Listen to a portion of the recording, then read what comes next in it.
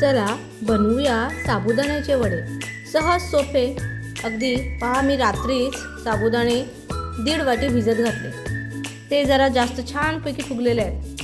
नंतर मग आपण घेतलंय लसूण मिरचीचा ठेचा, शेंगदाणे भाजून त्याची छानशी पावडर करून घेतले.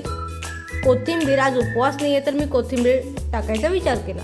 आणि बटाटे बघा, मी तुकडे करून साफ करून तुकडे केलेत आणि पातेल्यात उकडत ठेवलेले आहेत. पहा, बटाटे तुम्ही पातेल्यातच शिजवा, कुकरमध्ये नको. तुम्हाला मी नेहमीच सांगते, कुकरमध्ये आपले बटाटे किंवा कोणताही पदार्थ शिजत नाही, तो फाटतो आणि त्याच्यामुळे आपल्याला पचनाला त्रास होतो. पहा, मी तुकडे करून शिजवले म्हणजे लवकर शिजतात, त्याच्यामुळे गॅस एवढी वाया जात नाही.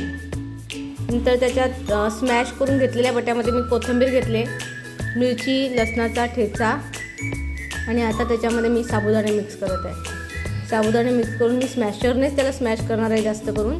त्यात आपण शेंगदाण्याची पावडर घेऊया, थोडीशी हळद.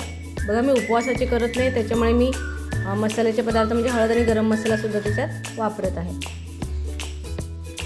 आणि आपल्या चवीनुसार मीठ. आणि स्मॅशरने स्मॅश करून घेऊया थोडेफार, म्हणजे त्याची बाइंड चांगलं होईल.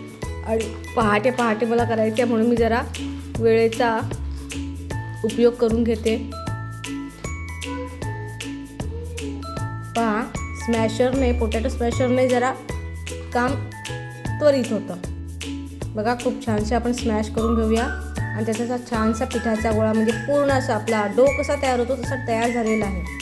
कोथिंबीरमुळे जरा वेगळा स्वाद येईल. त्याचे मी छोटे छोटे वडे तयार करून घेतलेले आहेत, म्हणजे लेकरांना टिफिनमध्ये न्यायचे म्हणून त्याची साईज जरा मी छोटी ठेवलेली आहे. पहा, तेल मस्त गरम झालेलं आहे आणि मी त्याच्यामध्ये छोटे छोटे आपले साबुदाण्याचे वडे आपण टाकत आहे. तुम्हाला सुरुवातीला वाटेल चिपकले, पण ते चिपकत नाही, स्वतःहून सुटतात. मध्यम आचेवर आपण साबुदाण्याचे वडे फ्राय करणार आहोत, कारण आतूनसुद्धा ते शिजले पाहिजे. फास्ट गॅसवर वरच्यावर ते वरचा फक्त कवर करपू नये, त्यामुळे आपण मध्यम आचेवर छानपैकी वडे तयार करा.